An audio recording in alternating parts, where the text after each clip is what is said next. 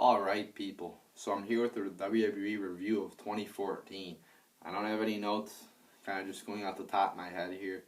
I mean, I should probably make notes, but I mean, whatever. Um, yeah, again, I like my videos to be as genuine as possible and as non-scripted as possible. I mean, sometimes it's necessary to have a list, and sometimes it's optional, so whatever. I just don't feel like. Sometimes I just like to make 4 or 5 videos in a row, and then I just get in a groove, and I didn't really feel like making a list. I'm just lazy, people. So I'll just go off the top of my head. So I'll try to focus more on the pay-per-views, I guess, a little bit more, because those are a little bit more memorable. So 2014 started off at the beginning of the year with the Royal Rumble, pretty much, and you had, of course, fucking Orton and Cena at the top, which was boring as fuck.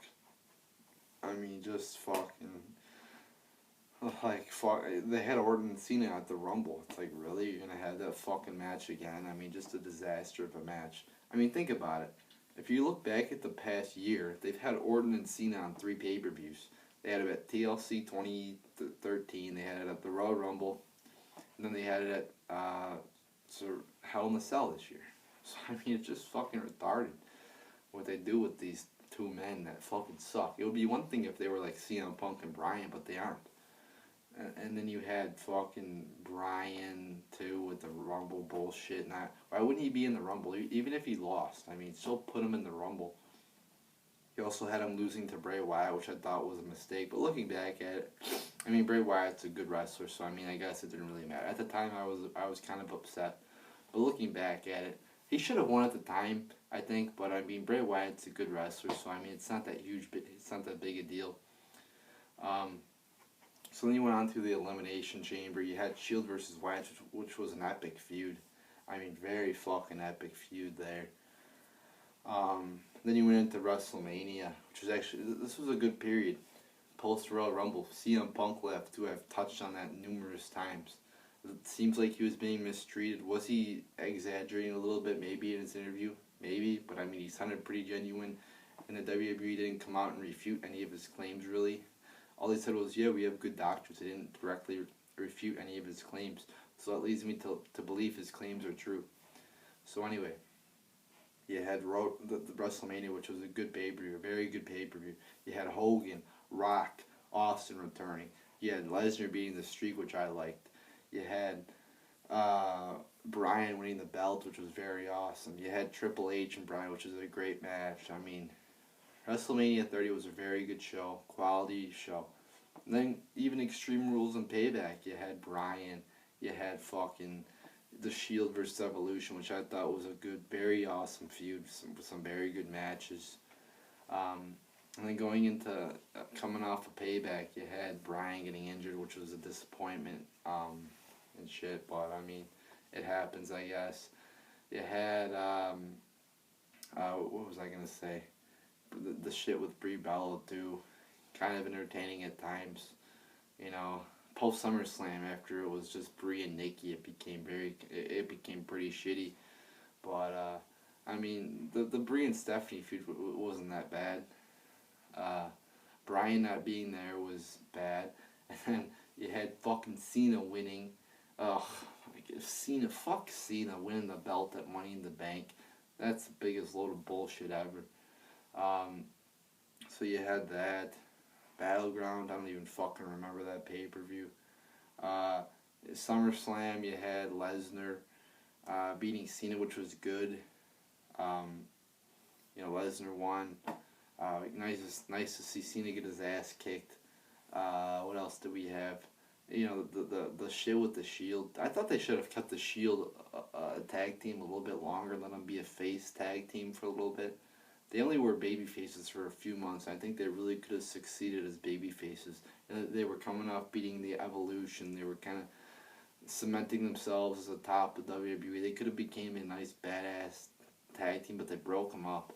And then Reigns got injured too, and they fucked up Bray Wyatt as well. I mean, just look at Bray Wyatt. You know, he fucking got buried by Cena, and people are like, oh no, he didn't get buried.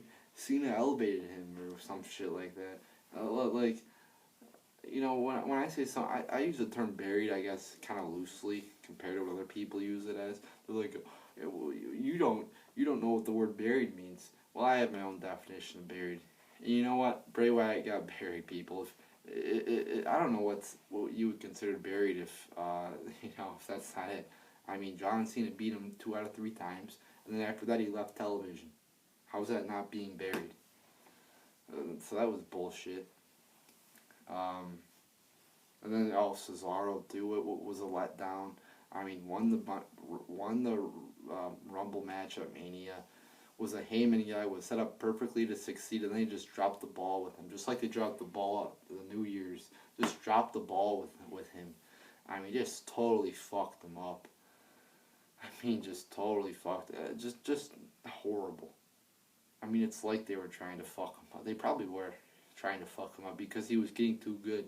He was getting too popular. He was too close to Cena. You know, he was too close to taking over Cena's spot, so they had to bury him. You know, there's your WWE for you. So anyway, you know, post SummerSlam, Lesnar no shows for like 4 fucking months. But finally decides to show up. I mean, you had Hell in a Cell. You had all these pay-per-views with no champion on it. You had, you know, the Ambrose and Rollins feud, which was kind of good, I guess. I mean, you had some good matches in there. You had another Cena Orton match, which was bullshit. And then going towards the end of the year, you had, what did we have? We had TLC Survivors, that was a good pay-per-view. You had the Authority finally losing. You know, you're like, oh fuck yeah, you know, Authority loses, Sting is back, yes. And then we go flash forward to 2000, you know, the end of the year. You know, you're having this good segment with Rollins and Edge. Rollins is really being a good heel, I guess you could call it.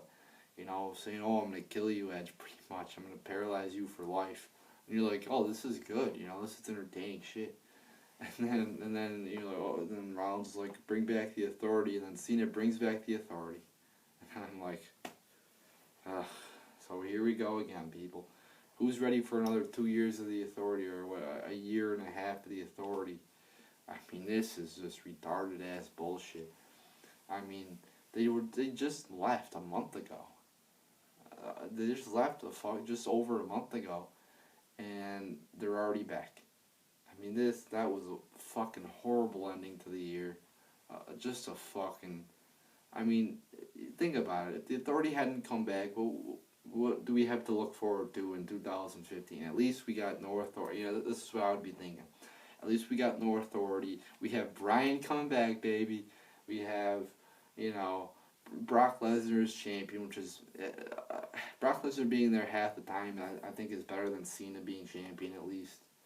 So you kind of had a match to look forward to there at WrestleMania or at the Rumble. You had, you know, Sting is always in the mention. You had some, you know, to look forward to some surprise returns at the Rumble. I mean, you had a lot of good things. You know, Barrett is back. You know, maybe Ziggler's kind of getting a push. You had a lot of good things. You know, Bray Wyatt, Dean Ambrose, Rollins. You have good things to look forward to, kind of. You know, you're looking forward, and you're thinking, oh, yeah, you know, Bryan's coming back. You know, yes, Rumble is coming back at the Rumble. Fuck yes. And then that last segment, you get so fucking depressed. It's like you go from here to down here. It's ridiculous with this company. Just fucks with your emotions. It's kind of like a girlfriend, I guess. You know? Oh, yeah, you know, I love you. And then they just dump you, you know? And then you're fucking just like, what the fuck? You know, I thought we were on good terms, and now you're fucking, you know, it's kind of like a girl's emotions. Happy at one time, and then they just get fucking sad, I guess. So, you know, overall, I mean, the pay-per-views actually weren't horrible this year, but the Raws were so fucking horrible. That was just fucking ridiculous with the Raws. I mean, some of the segments at Raw were just fucking ridiculous. I mean, You had fucking mini wrestler. Actually, the mini wrestlers wrestling weren't that bad, but there was a lot of retarded segments with the mini wrestlers. A lot of retarded guest hosts. Like Nene Leaks. Who the fuck is that? Like, you had Hoda or whatever from this talk show. A lot of retarded champions as well. The Usos. Oh, the Usos. Oh my. The Usos are just so fucking shitty. It's unbelievable. How are they tag team champions? I don't know. I do not know. Same 5 or 6 moves. Same retarded ass stance. Looking like fucking retards there. Same, just boring ass shtick. It's ridiculous. No variety with those two retards. And then you had the Divas division, which was just fucking shambles. I mean, it just like fucking Baghdad, Iraq, just in shambles. I mean, just horrible. You had no stability. One time, this person comes out as a face, the next day they're a heel. Just no sense. And a lot of the storylines in WWE just made no sense. I mean, again, a lot of the pay-per-views were quality shows. But the Raws and every other show was just boring ass bullshit. I mean, for the most part. Yeah, you had a few good episodes of Raw, but I mean, probably 80% of the Raws were shitty? I mean, seriously? I mean, just a fucking... Monday nights are, sometimes I look forward to them, like, at least I get to sit down and just sit there, Maybe there'll be some good shit on tonight. But then sometimes, especially when I have to go back and watch it, it's a lot better watching it live than it is, like, if I miss it and then I have to go back and watch it on, like, a Tuesday. Then you're just like, oh, can this please be over? But, I mean, watching it live isn't that bad. Sometimes it gets boring, but, I mean, most of the time it isn't that bad. But, I mean, you had a lot of good things, I guess, in the show. You know what? NXT was very awesome. I'll give them that.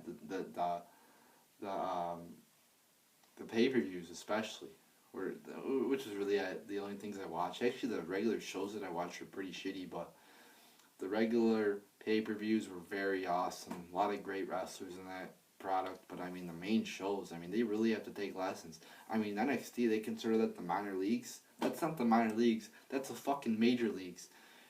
The Raw is like fucking A-ball. If you're doing baseball, you got A-ball, double A, triple A, and majors. Raw's A-ball. NXT's fucking majors. I mean, this is ridiculous. Raw can't fucking entertain fucking anybody. Can't entertain kids. Can't entertain women. Can't entertain your more hardcore fan. I mean, how do even a child finds this entertaining? It really, ponders my mind. I mean, it's fucking SpongeBob is 10 times more entertaining than this. Fucking Nickelodeon shows are much better than this shit. I mean, this shit is just illogical bullshit. At least if it's gonna be stupid, make it logical. But it isn't even logical. I mean, you could watch an episode of fucking SpongeBob and it will be more logical than this shit. I mean, just the retarded, Santino and the magical cobra, and the flute, just like, oh, we're going this way, oh, we're going this way. I'm like, what the fuck is going on here? So, I mean, you had a lot of good moments in 2014, a lot of great matches, but at the same time, you had a lot of retarded ass bullshit, a lot of things that went wrong, a lot of boring shit, a lot of shitty shit, and just overall, I would give this year probably 2 out of 10 stars. I mean, I'll give it 2.5, I guess, out of 10 stars. You had a lot of good wrestling, you had some good entertainers, but for the most part, this year was a fucking disaster. A fucking disaster. Just like the Challenger disaster. A fucking disaster. So there you go, people. There's your WWE review of 2014.